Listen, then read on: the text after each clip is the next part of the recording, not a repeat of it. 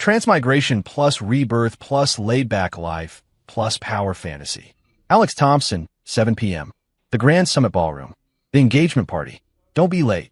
The voice on the other end of the line was as cold as ice, devoid of any emotion.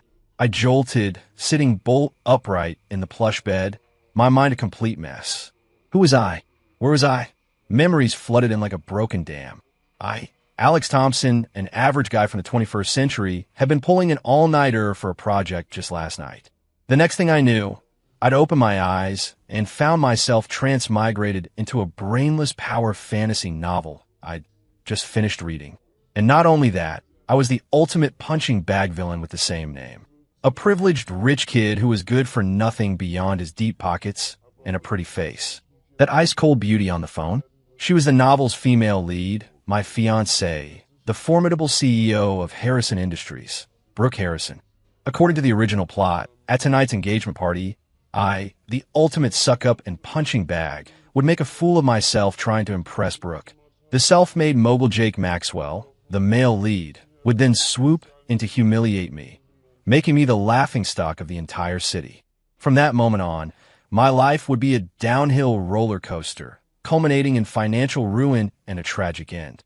Brooke, meanwhile, would be utterly captivated by Jake Maxwell's charisma and talent, falling into his arms for a dramatic, angsty romance where she runs, he chases, neither can escape. I shivered. Screw the plot. Screw the mogul. Being a workhorse in my last life was exhausting enough. Now that I've been given the life of a top-tier rich kid with a six-pack, sculpted physique, and a face so handsome, it's almost criminal. Why on earth would I waste it being a doormat? Was I out of my mind? Hello? Alex Thompson, are you listening? Brooke's voice held a hint of impatience. She probably thought I was pulling another one of my stunts. I cleared my throat, then spoke into the phone in a tone more composed than I'd ever used before. Ms. Harrison, I think there might be a misunderstanding between us. The line went silent. She clearly hadn't expected that response. In her memory, Alex Thompson, had always been subservient, hanging on her every word, practically offering her my heart on a platter. What misunderstanding? Her voice sharpened with a touch of caution. I smiled, swung my legs off the bed, and walked barefoot across the soft wool rug to the massive floor-to-ceiling windows, gazing out at the bustling city below. The misunderstanding is I'm not interested in you, and I'm certainly not interested in Harrison Industries. So this engagement, it's off. We're done. I said it as casually as commenting on the weather. On the other end, dead silence. I could almost picture the utterly bewildered expression on Brooke's usually stoic face. After a good 10 seconds, her icy voice finally returned, laced with suspicion and scrutiny. Alex Thompson, what game are you playing now? Trying to play hard to get. Don't bother. I would never fall for someone like you. I scoffed. Ms. Harrison, you seriously overestimate yourself. I was immature before, but I've thought it through now. What would I do with an ice-cold woman like you? Marry her and treat her like a museum exhibit. As much of a jerk as I am, I'm not going to sacrifice my happiness for the rest of my life. That's it. My lawyer will send the termination agreement to your office tomorrow. Goodbye. With that, I didn't give her a chance to argue, ending the call immediately. I then silenced my phone and tossed it back onto the bed. The world was quiet. I stretched, feeling the surge of power in this young body. Six-pack abs, definitely real. The man in the mirror had sharp brows, bright eyes, and a tall nose. A face that could indeed make countless women swoon. Most importantly, the Thompson family's wealth and influence were enough for me to live more comfortably than a king in this world. As long as I didn't provoke that destined duo. Young master, are you awake? A middle-aged man in a butler's uniform respectfully knocked on the door. I recognized him as Mr. Henderson, the Thompson family's loyal house manager. Come in, Mr. Henderson. Mr. Henderson entered, carrying a perfectly pressed custom-made suit. Young master, this is your attire for tonight's engagement party. I waved a hand. Toss it. Mr. Henderson froze, his hand suspended in midair, a bewildered expression on his face. Young master, I said, toss it. I repeated, walking into my walk-in closet and pulling out a comfortable casual outfit. Also, spread the word. Fire all those ridiculous senior consultants we've been paying a fortune for. Pay them for this month, of course.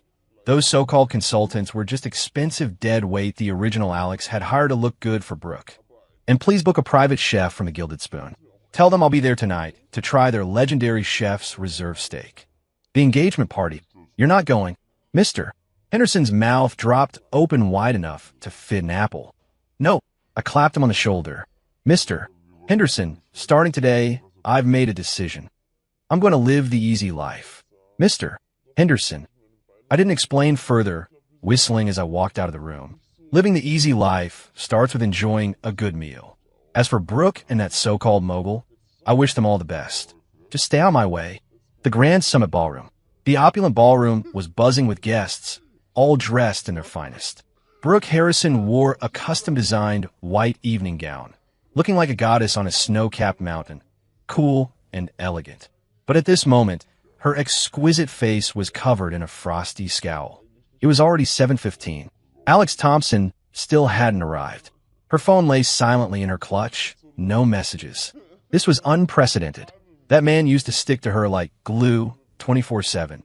How could he possibly be late for such an important engagement party? Brooke, what's going on? Where's that Thompson boy?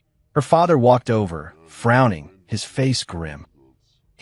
Brooke bit her lip, unsure how to explain. Should she tell her father that Alex had called to break off their engagement? Who would believe that? Everyone in their circle knew Alex Thompson was madly in love with her, willing to do anything for her. I bet he's doing this on purpose, trying to manipulate you. Chloe Davis, Brooke's friend and a socialite from a prominent family, spoke up, her tone laced with disdain. She wore a vibrant pink dress, her features striking. Brooke said nothing, but a similar thought was forming in her mind. Playing hard to get. Alex was definitely trying to grab her attention this way, making her reach out to him. So childish and pathetic. There was no way Brooke Harrison would be manipulated by such a cheap trick. He can come or not, I don't care. Brooke retorted coolly, picked up a glass of champagne, and turned away, leaving a haughty silhouette for the onlookers. She decided, even if Alex Thompson got on his knees and begged her today, she wouldn't forgive him. Meanwhile, I was in a top-tier private dining room at the Gilded Spoon, enjoying a feast. The legendary chef's reserve steak was brought to the table, and the moment the lid was lifted, the rich aroma filled the entire room. I took a deep breath, my eyes closing in satisfaction. The work of a true master chef, indeed.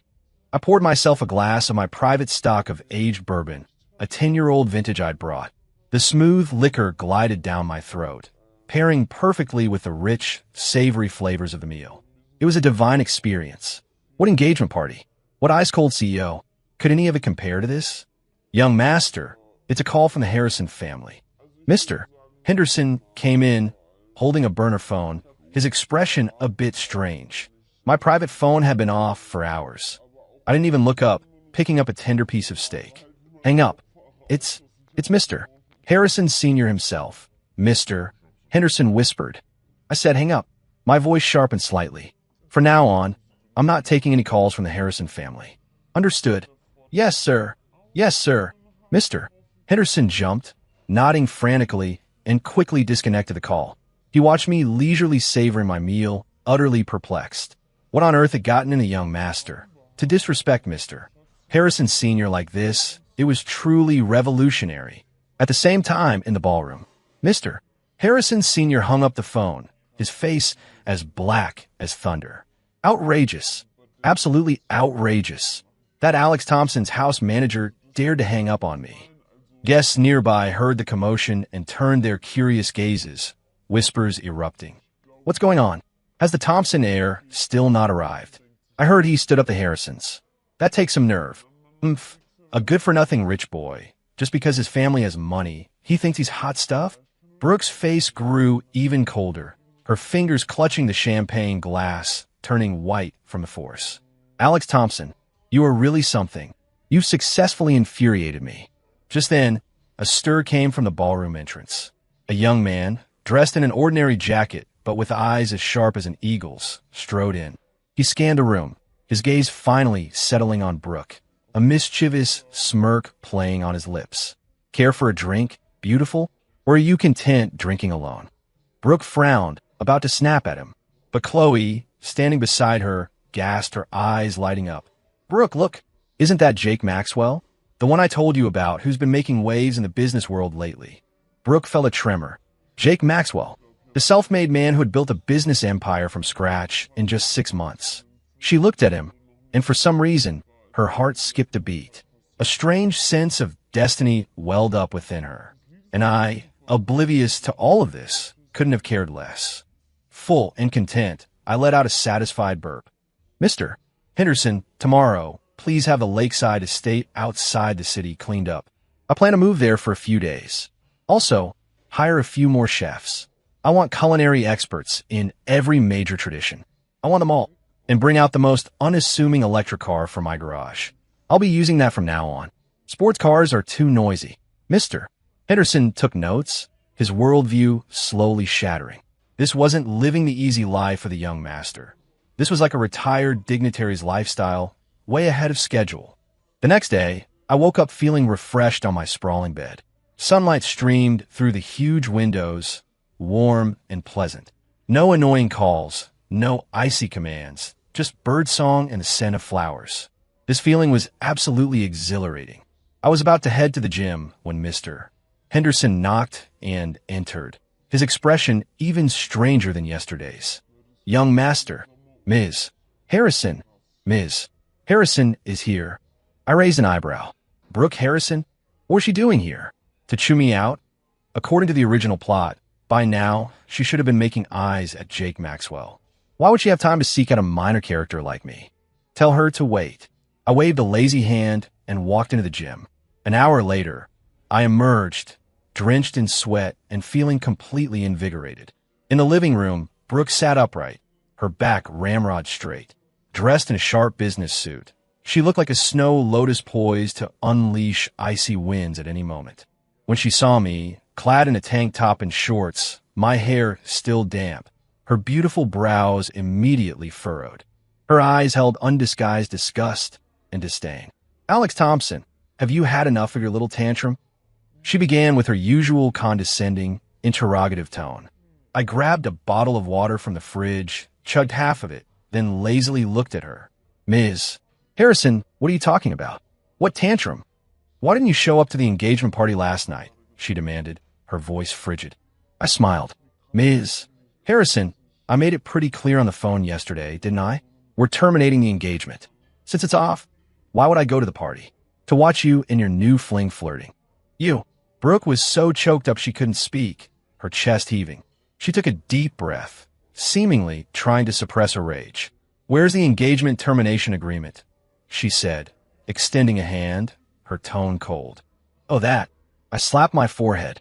Forgot. Brooke's voice shot up. She couldn't believe her ears. Such an important matter. And he said he forgot? Yeah. I looked innocently. Yesterday, I was too busy enjoying the chef's reserve steak. It was so delicious, I had no time to think of anything else. You haven't tried it, have you, Ms. Harrison? TSK, a real shame. Brooke glared at me, her eyes wanting to bore holes through me. She realized that the Alex Thompson in front of her was completely different from the one in her memory. The old him always looked at her with adoration and eagerness, speaking cautiously, afraid to displease her. But now his eyes were clear, his demeanor relaxed, and his words were full of mockery and indifference.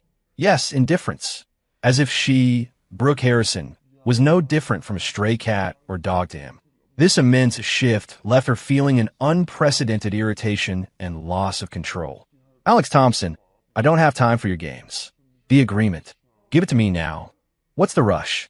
I walked up to her, looking down at her. Ms. Harrison, do you perhaps think I can't live without you? Brooke didn't speak, but her arrogant expression said it all. I leaned down close to her ear and whispered in a voice only we could hear. Too bad. You've got it all wrong. The world doesn't revolve around you. And your so-called Ice Queen persona? To me, it just screams frigid. The warm breath on her ear made Brooke stiffen, her cheeks instantly flushing crimson. Not from shyness, but from fury. In her entire life, no one had ever dared to be so flippant, so disrespectful to her. You scoundrel. She sprang up abruptly, her heel twisting from the hasty movement, and her body swayed backward, out of control. I instinctively reached out, circling her soft waist with my arm. Nice feel. Just a bit too thin, it felt bony. Brooke crashed into a firm, warm embrace, inhaling a fresh scent of sweat and a faint masculine musk. Her mind went blank. She could clearly feel the hard muscle lines on his arm through the thin fabric. This was the useless Alex Thompson. When did he get such a good physique? Ms. Harrison, no need to throw yourself at me so eagerly, is there? My teasing voice sounded above her head. Brooke snapped out of her daze, pushing me away as if electrified, her face alternating between red and white. Who's throwing themselves at you? Let go of me. I released her easily, spreading my hands in an expression that said, "You're the one who came at me." "I'll have Mr. Henderson deliver the agreement to your company tomorrow," I announced, effectively dismissing her. "Now, you can leave. Take care. No need for me to see you out." Brooke regained her footing awkwardly, trembling with anger at my unyielding demeanor. Before coming, she had envisioned countless possibilities. Alex would be sobbing, begging for her forgiveness. Alex would be hysterically questioning her. Alex would try to harass her in an even more desperate way. But she had never imagined he would be so utterly indifferent. She felt like she was punching a pillow, all her strength wasted. "Fine, Alex Thompson, you just wait. You'll regret this." After dropping this utterly pointless threat, Brooke stalked out on her heels, not looking back. I watched her retreating figure, and I shook my head. "Regret? You're the one who'll be regretting this, my former fiancée." With Brooke gone, my mood soared. Humming a tune, I began planning my grand project of living the easy life. First, food. Food is paramount. I neglected my stomach in my last life. This time, I had to make up for it. I had Mr. Henderson contact the country's top private chefs, signing long-term contracts for them to rotate cooking for me. Then, living arrangements. The downtown penthouse was too noisy, so I moved directly to the lakeside estate with a natural hot spring. It was nestled by mountains and water, the air fresh, and it had a massive natural hot spring pool, a perfect retirement haven. Finally, hobbies. I had Mr. Henderson gather various traditional brewing recipes. I planned to make my own wine. Whiskey, fruit wine, homemade rose. Just looking at the recipes, I was already excited. Mr. Henderson looked at my list, completely stunned. "Young master, are you enjoying life?" I patted his shoulder, speaking earnestly. "Mr. Henderson, in life, happiness is the most important thing." Mr. Henderson nodded, still not quite understanding. He just felt that his young master had been a completely different person since he skipped out on the engagement party. Though his actions seemed more unconventional, his eyes were infinitely brighter than before. It was an inner relaxation and joy. That afternoon, I soaked in the outdoor hot spring, sipping a tall glass of sweet tea, gazing at the distant green mountains and clear waters. I felt like life had reached its peak. Just then, my new phone rang. It was an unknown number. I answered it casually, putting it on speaker. "Hello, who is this?" "Is this Mr. Alex Thompson? My name is Lily Smith." "Lily Smith?" I paused, then dug that name out of a corner of my memory. In the original novel, she was a minor female character who appeared for less than 3 chapters. A socialite whose family had fallen on hard times.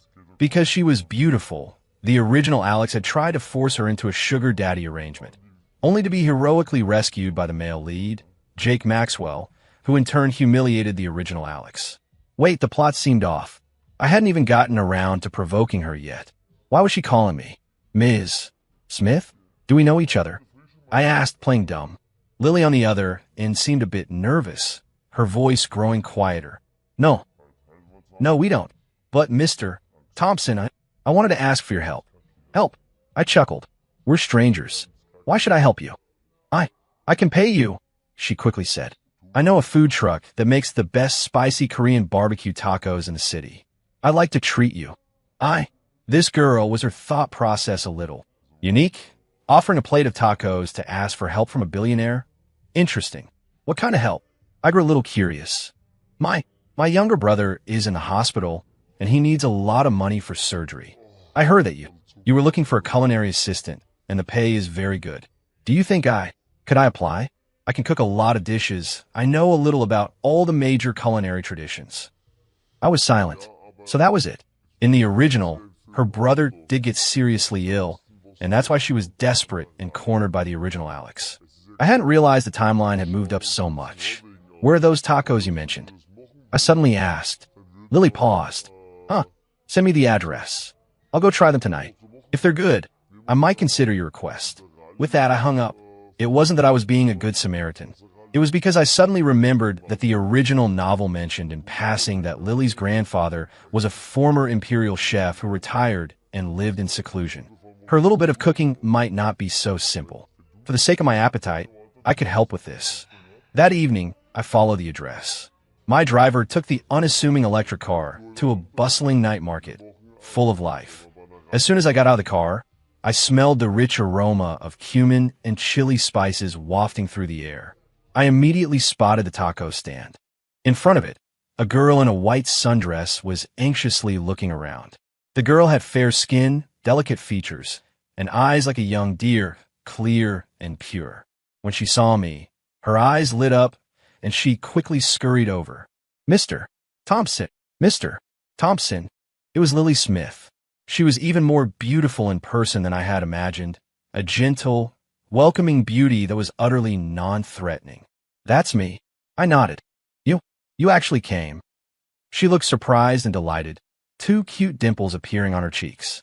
2 spicy Korean barbecue tacos, extra hot, I told the vendor directly. Soon, 2 perfectly grilled, crispy on the outside, tender on the inside tacos, loaded with toppings, were handed over. I took one, biting into it. The tortilla was perfectly charred, the meat tender and succulent, bursting with flavor. The spice level was just right. A touch more would be overpowering, a touch less would be bland. Delicious. My eyes lit up, and I quickly devoured one. Lily watched me nervously, her hands clutching the hem of her dress. How is it? Is it good? It's okay. I wiped my mouth, feigning nonchalance. Given your sincerity, I'll grant your request. Really? Her eyes widened in surprise. Report to my estate tomorrow. I'll send you the address. As for your salary, I thought for a moment. I'll pay you the amount your brother needs for his surgery, paid monthly. Lily's eyes immediately welled up. She bowed deeply to me. Thank you, Mr. Thompson. You're such a good person. I waved a hand. No need for the good person card. I was just an ordinary rich kid living the easy life, looking to satisfy my gourmet cravings. Lily's arrival elevated the quality of my laid-back life by several notches. She was a true gem. Not only was she a superb cook, effortlessly mastering all the major culinary traditions, but she also constantly whipped up new and delicious pastries. More importantly, her personality was sweet and gentle, her temper excellent, and her 2 dimples when she smiled were incredibly endearing. My daily routine became eating, soaking in a hot spring, and watching Lily cook. Occasionally, I'd even step in myself, showing off a few brewing techniques I'd learned from ancient recipes. Lily would sit on a small stool nearby, propping up her chin, watching me like a curious kitten. Alex, you're so amazing. You even know how to brew wine. After spending more time together, she now dared to call me by my first name. Basic stuff, I said, feigning deep thought but feeling pleased inside. Is this berry wine? It smells so good. She leaned closer like a little cat, sniffing the freshly opened wine crock. Want to try some? I raised an eyebrow. She nodded frantically. I poured her a small glass. The milky white liquid gave off a sweet, fruity aroma. She took a careful sip, her eyes instantly sparkling. It's so good. Sweet, not harsh at all. Seeing her satisfied expression, my mood brightened. If you like it, have more. Turns out, the girl couldn't hold her liquor. After just a small glass of berry wine, a flush of pink colored her fair cheeks, and her eyes grew hazy. She suddenly leaned closer to me, reaching out a delicate finger to poke my abs. Wow, they're hard. This girl, she got so bold when she was drunk. Alex, you have such a nice body, she giggled, her fingers still mischievously exploring my torso. My body stiffened, a rush of heat uncontrollably surging to my lower abdomen. Damn it, this body was far too honest. I caught her wandering hand, my voice a little hoarse. Don't move. Why not? She tilted her head, looking at me with innocent, watery eyes full of confusion. Because I took a deep breath, then scooped her up from the floor. She was light like a cloud. Because if you keep moving, I'll be tempted to throw you into the hot spring and simmer you. I carried her back to her room, placed her on the bed, and pulled the covers over her. Looking at her peaceful sleeping face, I smiled helplessly and turned to leave. Self-control, Alex. This is a wholesome story. The next day, Lily woke up with no memory of what she'd done. But whenever she saw me, her face would inexplicably flush. I didn't point it out, continuing to enjoy the delicious meals she prepared. Days like this were peaceful and beautiful, until an unwelcome guest arrived. That day, I was sunbathing in the yard when Mr. Henderson led a man in a crisp suit into the courtyard. "Young master, this is Mr. Miller, Ms. Harrison's assistant from Harrison Industries."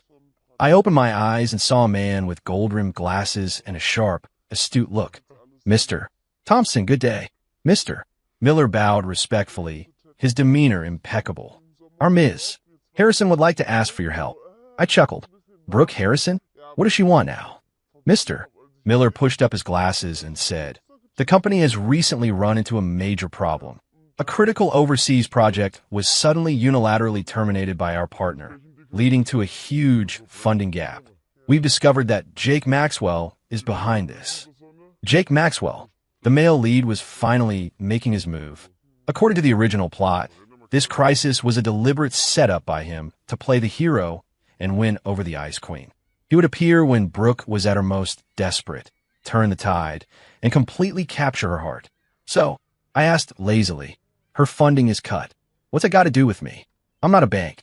Mr. Miller's expression was a bit awkward. "Ms. Harrison's intention is she hopes the Thompson family can help out, given our past relationship. If we can overcome this crisis, Ms. Harrison is willing to consider getting back together with you." "Get back together?" I burst out laughing as if I'd heard the biggest joke in the world. "Ha ha ha ha ha." Mr. Miller looked at me, utterly confused by my laughter. "Mr. Miller, go back and tell Brooke Harrison," I said, my laughter fading, my eyes turning cold. "First, there is no past relationship between us. Second, if she wants my help, fine. She needs to come and beg me herself. Third, and most importantly, tell her, forget getting back together. Even if she's stripped naked and lay in my bed right now." I complained she was taking up space. "Now get lost." Mr. Miller practically fled. I could imagine how spectacular Brooke Harrison's face would be when he relayed my exact words. Lily walked over with a plate of freshly cut fruit, looking at me with some concern. "Alex, was that a bit too harsh?" "What's harsh about it?" I picked up a slice of watermelon, saying nonchalantly, "She came here looking for trouble. I just satisfied her request." Lily nodded, half understanding, and didn't ask further. She was smart, knowing what to ask and what not to ask. I like her sense of discretion. "By the way, has her brother's surgery been scheduled?" I changed the subject. At the mention of her brother, Lily's face immediately broke into a grateful smile. "Yes, it's all arranged for next week. The doctor says the success rate is very high." "Alex, thank you so much, really." "Thank me for what?" "You cook for me. I pay you. It's fair and square." I waved a hand. Looking at her heartfelt smile, I felt the money was well spent. That afternoon, I was researching a new brewing recipe when Mr. Henderson returned. This time, his expression was even more dramatic, as if he'd seen a ghost. Young master," he stammered. "Ms. Harrison, she came herself." I looked up and indeed saw Brooke Harrison standing at the courtyard gate. She had shed her cold business attire for a simple, elegant dress, and even wore light makeup, attempting to soften her appearance. Unfortunately, the arrogance and resentment in her eyes still betrayed her. She probably thought that by lowering herself to come in person, she was giving me an immense amount of respect. Too bad, she was mistaken. In my eyes, her respect was worth nothing. I ignored her, continuing to pore over my brewing recipe. Lily looked between me and Brooke at the gate, a little unsure what to do. "Alex, go, get her a glass of water," I instructed without looking up. "Oh," Lily meekly went. Brooke stood there, her face alternating between green and pale. She, the esteemed CEO of Harrison Industries, had personally come to my estate, and this jerk, Alex Thompson, dared to treat her with such disrespect. She took a deep breath, then walked in on her heels, stopping in front of me. Alex Thompson, we need to talk.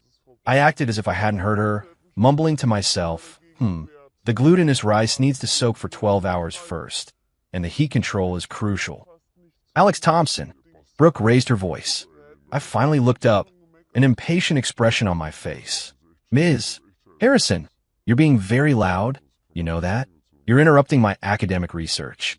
Academic research. Brewing wine counted as academic research. Brooke was so angry she nearly spit blood. Just then, Lily came over with a glass of plain water, carefully handing it to her. Ms. Harrison, please have some water. Brooke saw Lily, and a flicker of jealousy and disdain crossed her eyes. She recognized this woman. Lily's photo had been in the investigation report Mr. Miller gave her a few days ago, a down-on-her-luck socialite who needed to work to earn money. Alex Thompson rejected her for this kind of woman. Was he out of his mind? Who are you? Do you have say in this? Brooke said coldly to Lily. Lily flinched, startled by Brooke's icy gaze, and looked at me for help. I put down my recipe, stood up, and walked to Lily's side, pulling her into my embrace. Then I looked at Brooke, my gaze chilling. Ms. Harrison, allow me to introduce you. This is Lily Smith, my culinary assistant. She's my person. Now, tell me, does she have the right to speak here? My actions and words were like two resounding slaps, brutally striking Brooke's face. She watched me protect Lily, saw Lily's demure, bird-like posture in my arms. A wave of unprecedented humiliation and anger surged through her. Once upon a time, that embrace was exclusively hers. That man only looked at her with such cherished eyes. But now everything had changed. Alex Thompson, do you really have to humiliate me like this? Her voice trembled slightly. Humiliate? I chuckled. Ms. Harrison, are you misunderstanding something? From beginning to end, you've been humiliating yourself. You arrogantly believe the whole world should revolve around you. You thought you could just snap your fingers and I'd still come running like a dog like before. I'm telling you, that's never going to happen again. Take your pride and dignity and get out of my place. You're not welcome here. My words were cutting, each one piercing her heart. Brooke's face instantly turned ashen. Brooke left, her retreating figure desolate, carrying a mix of resentment and defeat. I watched her disappear through the gate, not a ripple in my heart. If only she had known then what she knew now. Alex, were you too harsh on her? Lily asked softly from my embrace. I looked down at her, seeing genuine concern in her big eyes. I pinched her cheek, smiling. You're just too kind-hearted.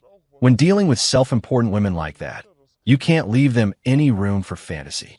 Otherwise, they'll cling to you like a persistent leech endlessly. Lily nodded, still not quite understanding, but obediently said nothing further. I like her obedience. In the following days, Brooke Harrison didn't bother me again. I heard that Harrison Industries' crisis worsened, stock prices plummeted, and banks were demanding loan repayments. She was utterly overwhelmed. And the self-made mogul Jake Maxwell finally made his grand entrance, as per the script. He publicly announced a strategic investment in Harrison Industries. Calling it an investment was merely a polite way of saying he intended to seize the opportunity, swallowing Harrison Industries at the lowest possible cost. Brooke, of course, wasn't foolish. She saw Jake Maxwell's ambition, but had no other choice. She refused Jake Maxwell. This infuriated Jake Maxwell. In his eyes, he was condescendingly coming to rescue her. She should have accepted gratefully. How dared she refuse? So, he intensified his pressure. Overnight, the entire business world was watching the Harrisons' downfall. Mr. Henderson told me all these tidbits as gossip. I just smiled after hearing them, continuing my grand brewing project. That day, a new batch of my peach wine was finally ready. The moment the jar was opened, the entire courtyard filled with a delightful fragrance. I poured a glass for Lily. She took a sip, her eyes happily closing. Wow, it's so good. It tastes like peaches. Naturally, I picked the peaches myself to make this, I said proudly. We sat in the courtyard, facing the green mountains and clear waters, enjoying the wine and pastries. A tiny kitten eyed just rescued, was rolling at our feet. The scene was perfectly harmonious and beautiful. Suddenly, the roar of an engine shattered the tranquility. A flashy red Ferrari pulled up to the gate of my estate.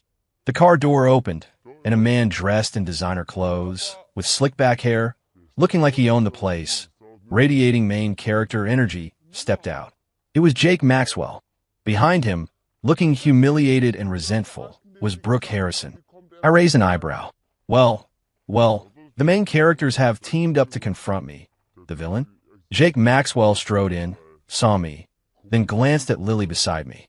A flicker of surprise crossed his eyes, quickly replaced by intense disdain. "You're Alex Thompson?" He scrutinized me with a condescending gaze, his tone full of arrogant superiority. I couldn't be bothered to respond, continuing to play with the kitten at my feet.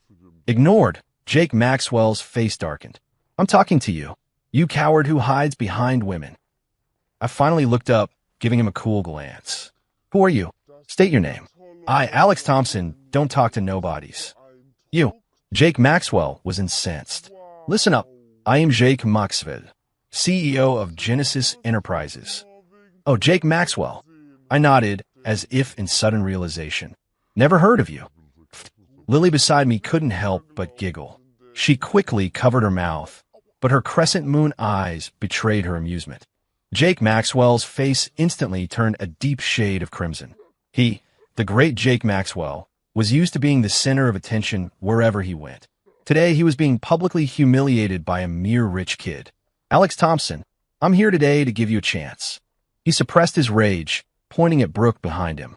"If you get on your knees right now and apologize to Brooke and transfer half of your family's assets to Harrison Industries, I might consider letting you off the hook." I looked at him as if he were an idiot. "Did a donkey kick you in the head? You want me to kneel and apologize? Transfer assets? Who do you think you are? You actually think you can make demands of me?" I stood up, walking closer to him step by step. My height advantage allowed me to completely loom over him. "Jake Maxwell, right? I don't care if you're some Genesis or Doomsday Mobile. I'll tell you one thing." My voice wasn't loud, but it was filled with an undeniable sense of menace. "This is my property.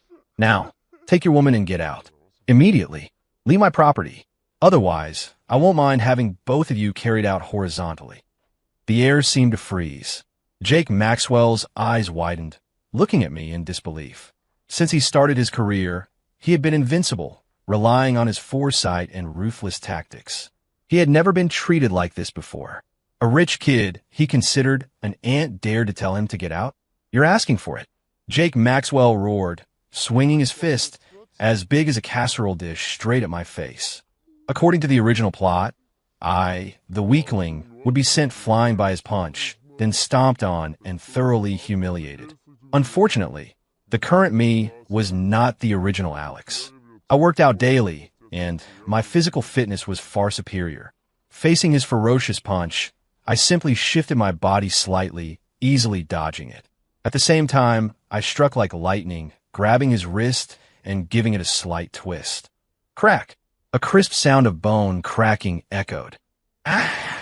Jake Maxwell let out a blood-curdling scream, his entire face contorted in agony. My hand is broken." He clutched his deformed wrist, writhing on the ground in pain. The entire process was lightning fast.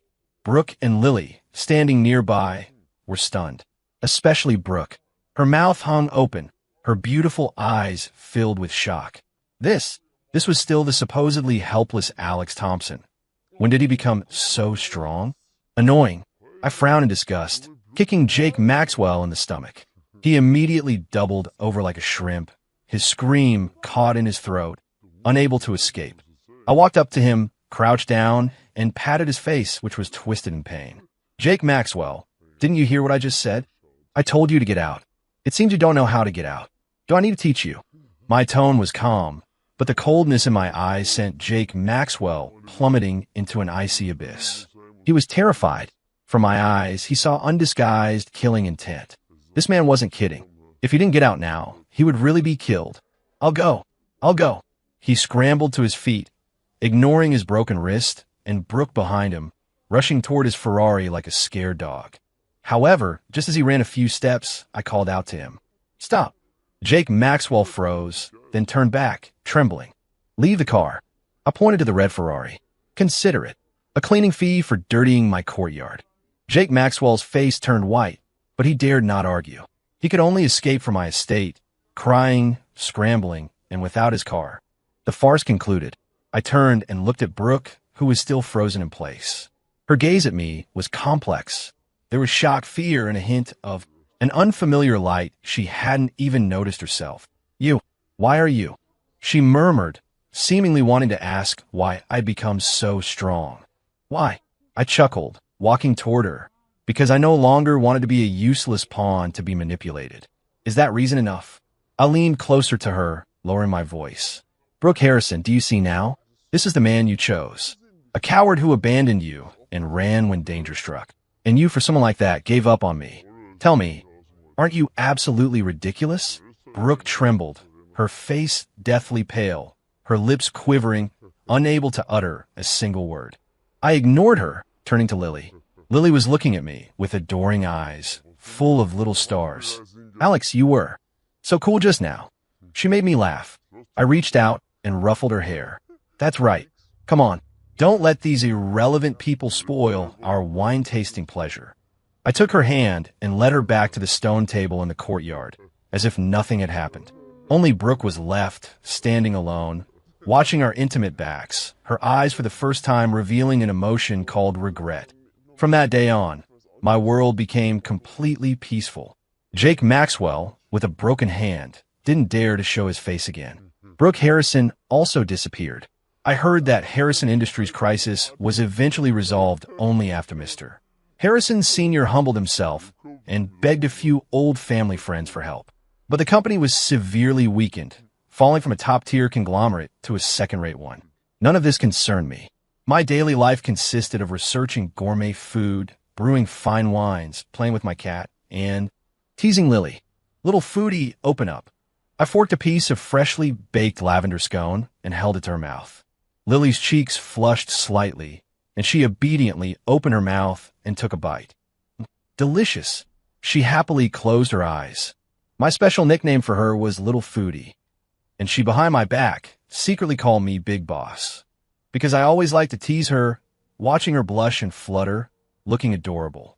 Our pets also got together before us. The tiny kitten I rescued clung to Lily's ragdoll cat all day, inseparable, looking completely like a little sidekick. That day, Lily's brother's surgery was successful, and he was discharged from the hospital. To thank me, she specifically prepared an extremely lavish dinner. Every dish was made with her heart and soul.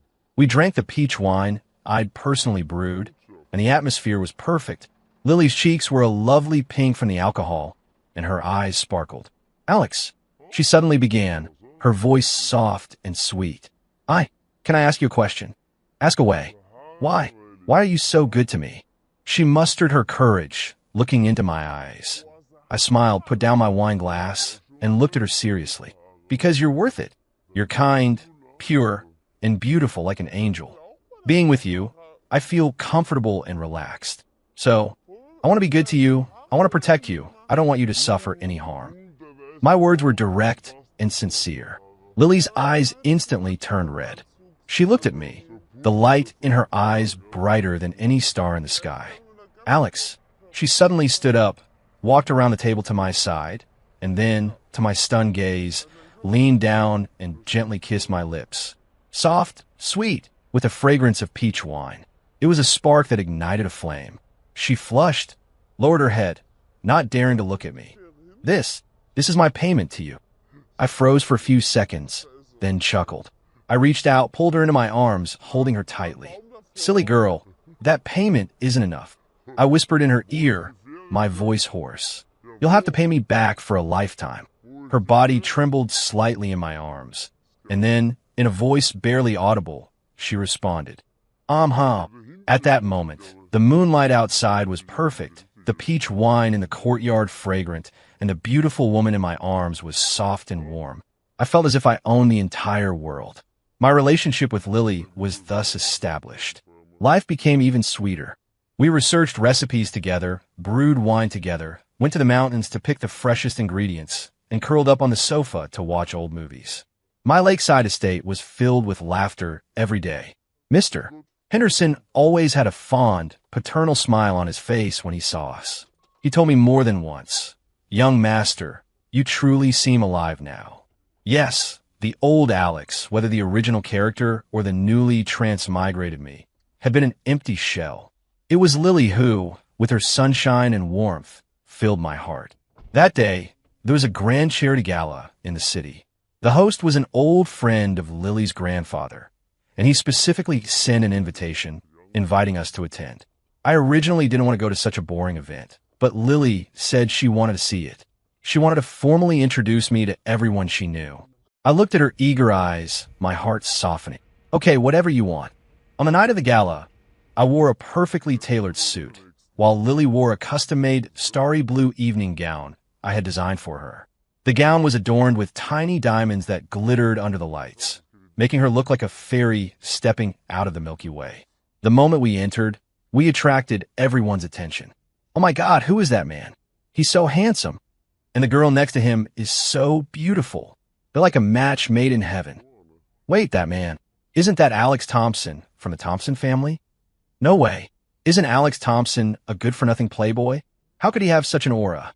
Amidst the whispers, I, oblivious to the stares, held Lily's hand and walked to the dessert table, starting to feed her various small cakes. "This tiramisu is good, try it. This mousse is too sweet, don't eat it." Lily happily enjoyed my feeding, completely unfazed by the surrounding gazes. Nearby, young women, watching our sweet interactions, excitedly covered their mouths, letting out small squeals. "Ah, so sweet. I'm totally shipping them. What kind of divine love is this? I want a boyfriend who's so handsome and feeds me." Just then, a discordant voice rang out. "Alex Thompson." I turned and saw a familiar yet unfamiliar figure. Brooke Harrison. She was here too. She wore a black evening gown, looking thinner and more haggard than before. Her gaze was fixed on my hand, intertwined with Lily's, her eyes filled with complex emotions, jealousy, resentment, and a deep regret she herself might not have yet fully processed. Behind her, Jake Maxwell followed, his face grim. His hand was still in a cast. Talk about an unfortunate reunion. "Something wrong?" I asked blandly, not even bothering to give her an extra glance. Brooke looked at me, her lips moving as if to speak. But Jake Maxwell cut her off, pointing at me, shouting with false bravado, "Alex Thompson, you coward. What kind of skill was that cheap shot last time? Today, I'll make you realize the consequences of offending me." Jake Maxwell. As soon as he finished speaking, several bodyguards in black suits emerged from the crowd, surrounding us. The gala guests scattered in fright, and the scene descended into chaos. Lily, a little scared, gripped my arm tighter. I patted her hand, reassuring her. Then, I looked at Jake Maxwell as if he were a clown. "Just these few scrubs." "Jake Maxwell, it seems last time's lesson wasn't profound enough." "You." Jake Maxwell was enraged by my disdain. "Get him. Take him down. I'll take responsibility for whatever happens." The bodyguards exchanged glances, then charged at me. I shielded Lily behind me, ready to act. Suddenly, an old but powerful voice boomed across the hall. "Who dares lay a hand on my granddaughter's husband?" As the voice fell silent, the crowd automatically parted, creating a path. An elderly man in a traditional Chinese suit, looking hale and hearty, emanating authority, strode over, surrounded by a group of people. Seeing the elder, the entire hall erupted in murmurs. "It's Mr. Smith. Why is he here? My God, it really is the legendary Mr. Smith. He's a national treasure." What did he just say? Granddaughter's husband? Who's his granddaughter's husband? Under everyone's shocked gazes, Mr. Smith walked directly to us. He first gave Lily a loving look, then his gaze settled on me, a satisfied smile appearing on his face. "Good man. You've got my old spirit." Lily, blushing, squeezed my hand and softly introduced, "Alex, this is my grandfather." I quickly and respectfully greeted him. "Hello, Grandpa." Mr. Smith nodded approvingly. Then, he turned, his sharp gaze sweeping over Jake Maxwell. So, you the young punk who wants to lay hands on my granddaughter's husband? Jake Maxwell was completely dumbfounded. Mr. Smith. Mr. Smith, the legendary figure with unparalleled connections in both politics and business. Lily was his granddaughter? Then Alex Thompson. Wouldn't that mean? A chill ran down Jake Maxwell's spine, straight to his head. He was finished. He had provoked someone he absolutely could not afford to provoke. Mr. Smith. A misunderstanding. It's all a misunderstanding. He was so terrified he stammered incoherently, his legs giving out, and he felt his knees. Brooke Harrison was also stunned. She looked at Lily, protectively held by Mr. Smith, then at Jake Maxwell, kneeling on the ground in a pathetic display. Finally, her gaze fell on me, the man she had scorned, abandoned, and considered worthless. Now, he stood there, composed and calm, accepting everyone's attention. The girl by his side came from a family 100 times more prominent than hers. He himself was no longer the pushover she could manipulate. He had become powerful, dazzling, and utterly out of her reach. It turned out the clown had always been herself. It turned out what she had missed was the best man in the world, one she could never reach again. Overwhelming regret, like a tidal wave, completely drowned her. Her vision swam, and she fell straight backward, unconscious. The gala's chaos ended with Jake Maxwell being dragged away by Mr. Smith's men and Brooke Harrison collapsing on the spot. The next day, the entire upper echelon was abuzz. Genesis Enterprises went bankrupt overnight, and Jake Maxwell disappeared without a trace, rumored to have vanished. Harrison Industries was also affected, its stock plummeting again, nearing bankruptcy. And I, Alex Thompson, the once notorious useless playboy, became the focus of everyone's discussion. The Thompson heir is actually Mr. Smith's granddaughter's husband. No wonder he dared to break off the engagement with the Harrisons. He found a much better match. What do you mean, better match? Didn't you see Mr. Smith's attitude towards him? It was pure admiration. I think Alex Thompson himself is no ordinary man. I ignored the external commotion. I continued living my easy life. Only now, I had a lawfully wedded wife by my side. We held a small wedding at the lakeside estate, attended only by close friends and family. No lavish display, no media flashes, just warm sunlight and the most sincere blessings. Lily wore a pristine white wedding dress, looking like a true angel. Looking at her, I felt my life was complete. Married life was even sweeter. Lily fully embraced her devoted to her mom's side, video calling her mother for an hour every day to share every little detail of our lives. And I, meanwhile, became utterly engrossed in my brewing endeavors. My cellar was filled with all sorts of wine jars. Whiskey, fruit wine, berry wine. A dazzling array. Occasionally, I would open a new batch, and Lily and I would sit in the courtyard, sipping under the moonlight. Her alcohol tolerance was still low. She'd get tipsy after just a little. When drunk, she loved to hug me, poke my abs, and call me her big boss. And I would always carry her back to her room. And then, self-control. This is a wholesome story. The honeymoon chapter can fill in the wedding night. It was another bright and sunny afternoon. I lay in the rocking chair in the courtyard, leisurely soaking up the sun. Lily leaned against me, engrossed in a book. The kitten and a ragdoll cat chased each other at her feet. Such was the beauty of a tranquil life. Suddenly, Mr. Henderson came in, his expression a bit hesitant. Young master, outside. Ms. Harrison is asking to see you. I opened my eyes, frowning. Her again. I'm not seeing her, she said. She just wants to see you one last time. Mr. Henderson whispered. Harrison Industries has filed for bankruptcy. I was silent for a moment. Lily looked up at me, understandingly saying, go see her just to get closure. I sighed, kissing her forehead. I'll be right back. At the estate gate, Brooke Harrison stood. She wore a simple cotton dress, her face bare, her hair tied back simply. The once ice queen now looked like an ordinary girl next door. Only her face was etched with weariness and a sense of hardship. You came. Seeing me, she forced a smile that was worse than a frown. Something wrong. My tone was still flat. I'm leaving here tomorrow, she said, her head down, her voice very soft. Before I go, I just want to ask you one question. When When did you really start becoming like this? She still wasn't willing to let go. She wanted to know where she had gone wrong. I looked at her, suddenly feeling a little ridiculous. Brooke Harrison, do you still not understand? I never changed. What changed were your eyes and your heart. Before, you couldn't see anything good in me. Now, you've lost it, and only now do you start to miss it. It's just a shame there's no going back in this world. With that, I didn't look at her again, turning and heading back into the courtyard. Behind me, I heard her suppressed sobs, but I didn't turn back. Some people, once missed, are gone for a lifetime. I returned to the courtyard. Lily was waiting for me in the sunlight, holding the kitten. Seeing me return, she gave me a radiant smile. I walked over, scooping her and the cat into my arms. Come on, let's go home. Under the sun, our shadows stretched long, very long. From then on, my world held only good food, fine wine, and her. And